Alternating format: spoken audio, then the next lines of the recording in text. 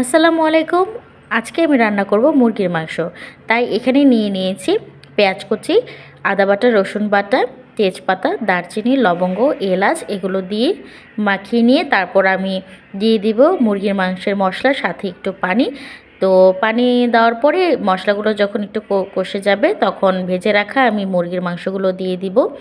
সেই মুরগির মাংসগুলো দিয়ে মাখানো মশলাগুলোর সাথে নেড়ে চেড়ে আমি কিছুক্ষণ রাখবো। রাখার পরে তার উপর আমি 2-3টা কাঁচামরিচ দিয়ে দিব, সাথে সামান্য পানি। তারপর যখন আমি এটা ঢেকে দিব, কিছুক্ষণ পর দেখব আমার মুরগির মাংসটা তৈরি হয়ে যাবে। তো এখন আমি ঢেকে দিচ্ছি। এই হচ্ছে আমার মুরগির মাংসের একটা লুক।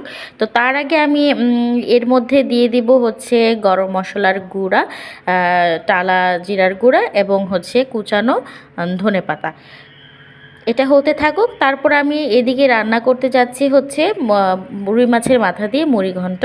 তো একইভাবে আমি পেঁয়াজ কুচি, তারপর পরিমাণ মতো আদা বাটা, পরিমাণ মতো রসুন বাটা এগুলো দিয়ে নিচ্ছি। তো এটা যার যার স্বাদ মতো, তো যে যেরকম পছন্দ করেন ওরকম দিতে পারেন। এছাড়া আমি দিয়ে দিব এখানে মরিচের গুঁড়া। মরিচের গুঁড়াটা একটু বেশি নিয়েছে, কারণ আমরা খুব ঝাল খেতে পছন্দ করি, একটু ঝাল হলে ভালো লাগে। তারপর দিয়ে দিয়েছি হলুদের গুঁড়ো। তো দিয়ে এটা আমি মশলাটাকে মাখিয়ে নিব।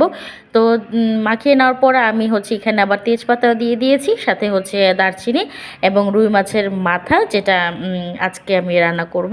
তো সাথে একটু পানি দিয়েছি। তো এটা দেখবেন যে একটু পরে কষানো হয়ে গেলে মাথাটা আলাদা আলাদা হয়ে যাবে। তারপর আমি ধুয়ে রাখা মসুর ডাল দিয়ে দেবো। আমি মসুর ডাল দিয়ে আজকে মুড়ি ঘন্টটা করছি। তো মসুর ডালটা সবাই মোটামুটি পছন্দ করে। তো এর মধ্যে আমি কিছুটা পানি এবং কাঁচামরিচ এবং ধনেপাতা কুচানো দিয়ে দিব। এই আমার ফাইনাল লুক মুড়ি ঘন্টের এবং মুরগির মাংস। তো দেখে বলবেন কেমন হয়েছে।